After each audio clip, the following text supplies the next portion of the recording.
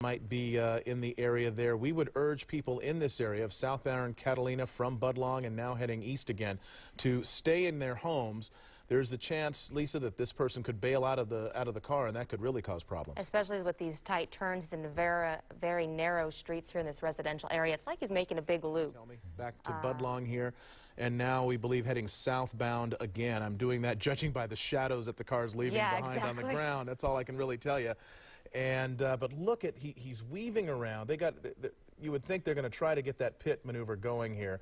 Here's another view now, and I understand airspace. We're cooperating with Hawthorne right now. They're trying to get us into the airspace. Looks like he'll make a southbound turn here. We have pedestrians in the intersection. That'll be on Normandy, so we'll see if he tries to go north or south on Normandy. Looks like southbound on Normandy, but in northbound traffic, trying to weave his way in and around those cars. As best as we can tell, just one person in that car right now. Rush hour traffic on surface streets here. This is just an incredible situation. Now, this is a suspected drunk driver, also wanted in connection with an assault with a deadly weapon. A breathing room on Rosecrans, so hang out with us. We'll keep the helicopter overhead as we follow that pursuit eastbound on Rosecrans, and we'll see where this guy goes next. Yeah, you mentioned breathing room, but we're all holding our breath here because he's going down the middle of the street, at times veering into opposing traffic lanes. He seems to have no qualms at all about doing that, and every time he does, that really puts people at risk. Now he's heading, I believe, back northbound again. Is that correct? And going into, coming up on Figueroa now, and looks like he might make a right turn here. We'll see where he goes.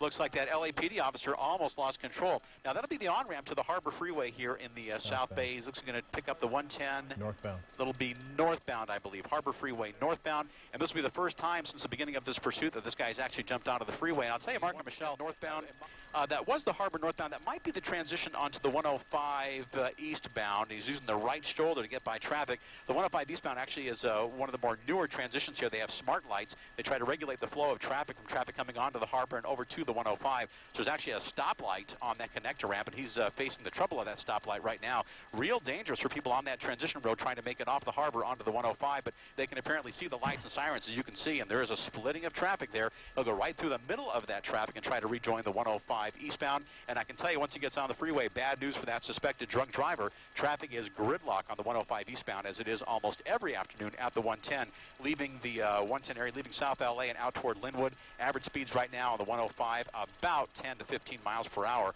So he's going to find himself boxed in here with nowhere to go. This is where it gets real dangerous, particularly if that suspect tries to get out of the car and confronts police officers, Mark. Yeah, they really don't want him jumping out of the car at this point because the danger with all those people around him. But now look at him. He's really trying to make a move here. This is still he's going in the proper direction. Okay, looks like he is. Along right now, 10, maybe 15 miles per hour, and there he goes onto the right shoulder of the freeway, trying to get around traffic. An extremely dangerous maneuver, especially this time of the afternoon. Those right shoulders, the center dividers on freeways, they're designed for a reason. When a car conks out, when there's an accident or a stalled car, they'll generally move off to the right shoulder. What we have right now suggests that during the course of this pursuit, the suspected drunk driver used his car as a deadly weapon against a police officer, actually tried to hit a police officer. That's what the initial report is. So that does count as an assault with a deadly weapon. Now he's gone from the right shoulder across all the left lanes of traffic. Now another violation, driving in the carpool lane that an average driver would take, knowing full well there are police officers right on his tail doing all they can to pull him over. He just made that transition, that hairy transition from the 105 eastbound at the end of the line onto the 605 northbound. Tried to use the right shoulder. Someone tried to get in front of him there. Not going to work. If he continues north on the 605 traffic in this part of town, every day without fail, no matter what. 605 northbound between the 105 and the 5, coming up from Norwalk over toward Downey and Santa Fe Springs, always just a real jam up of traffic. Up ahead, 605 northbound after the 5. He'll be in good shape as he continues up toward the Rose Hills area. Traffic is not traffic in front of him. Apparently they can look in their rear view mirrors and see the lights, perhaps hear the sirens, and they're doing all they can to get out of the way. So now back into the carpool lane, realizing that on a rush hour day like today, it's almost half after the hour, the best place to be is the carpool. They did just cancel, we heard. They were calling in help of CHP officers. They're canceling that. He's got a cup. He's drinking something, whatever it was. He just threw it out the window. Well, the information we had from LAPD officers. He's got a hold of it still. He's got a hold of it still, and he's contents in it. He's either dumping it out or maybe he doesn't want to litter. Maybe he doesn't want to add that to the charges. 605 northbound. Now we'll see if he makes a left or a right.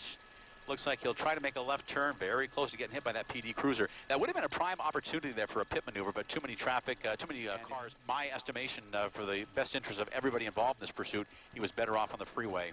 This will be on Pioneer northbound. We're just coming up on Washington Boulevard. He exited the Slauson Avenue off-ramp.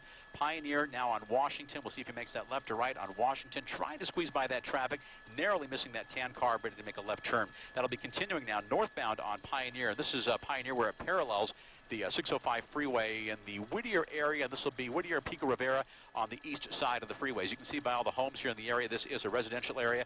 Now, here's the payoff. He's coming to a complete stop, pulling over to the right shoulder. And let's see if he complies with officers. If he shows any signs of belligerence towards officers, this could be